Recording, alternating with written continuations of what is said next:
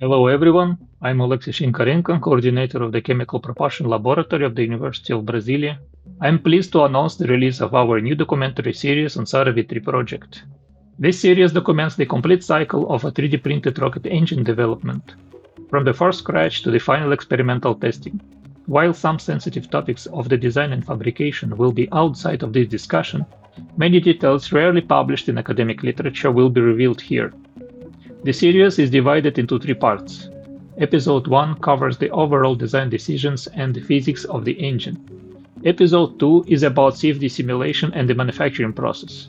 And Episode 3 presents the design of the test bench and the experimental validation of the engine.